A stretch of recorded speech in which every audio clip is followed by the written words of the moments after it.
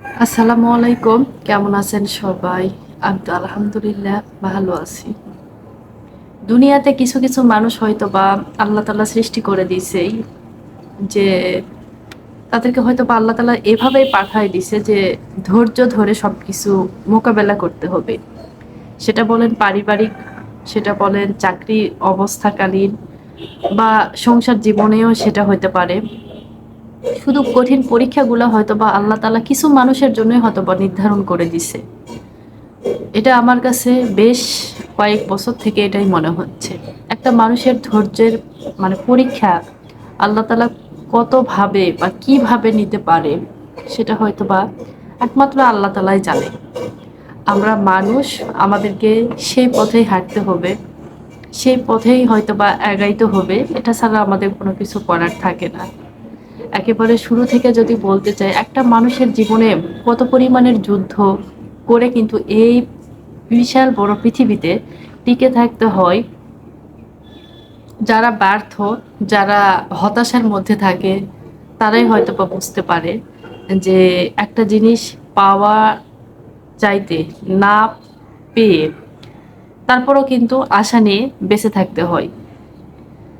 এর কথাগুলোর মূল উদ্দেশ্য একটাই, মানে পৃথিবীতে সবাই কিন্তু সুখী না। চিরসুখী কিন্তু আমরা পৃথিবীতে যত মানুষই আছি না কেন, কেউ কিন্তু একেবারে পরিপূর্ণ যে একটা সুখ, সেই সুখ কারোর মধ্যেই নেই। কারো হয়তো বা টাকা পয়সা আছে কিন্তু সুখ শান্তি নেই। কারো হয়তো বা অল্প টাকা আছে কিন্তু সুখ আছে। আবার হয়তো বা দেখা যাচ্ছে যে যারা রিক্সা চালায়, দিন আনে দিন খাচ্ছে, তাদের মধ্যে কিন্তু বিশাল পরিমাণের সুখ।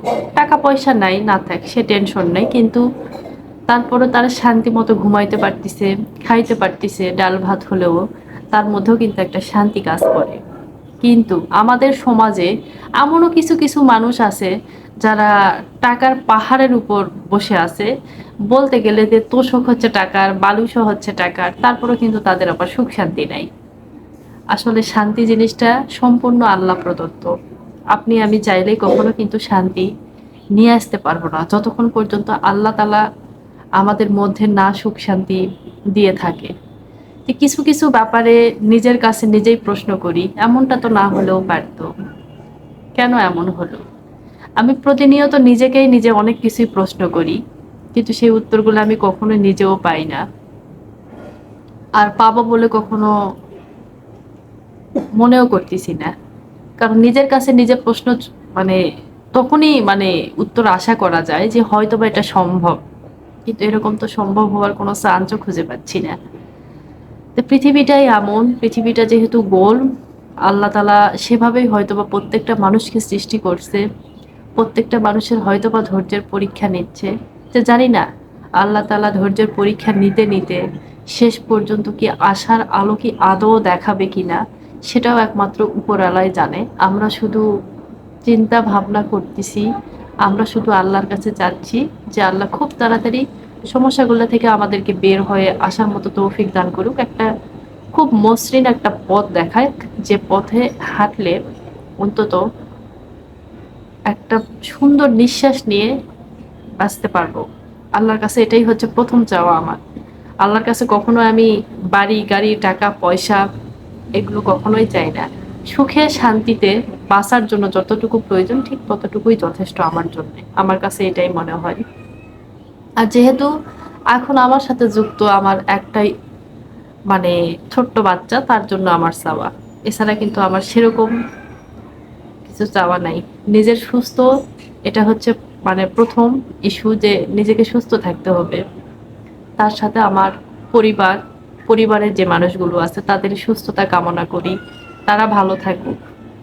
তো কিছু কিছু হতাশার মধ্য থেকেও আল্লাহ তাআলা যে আশার আলোটা কবে দিবে, এই আশার আলোটা যেদিন দেখতে পারবো, বা আশার আলোটা প্রকাশ্যে চলে আসতেছে, সেই দিন হয়তোবা পৃথিবীর বুকে হয়তোবা এটাই প্রথম শান্তিপূর্ণ একটা জিনিস হবে আমার জন্য, যে যাক সবকিছুর অন্ধকারের শেষে নাকি আলো ফোটে, বা আলো শেষ হলে অন্ধকারের পথটা হয়তোবা দেখা যায়। এরকম অনেকেই হয়তো অনেক কিছুই বলে থাকে, যেটা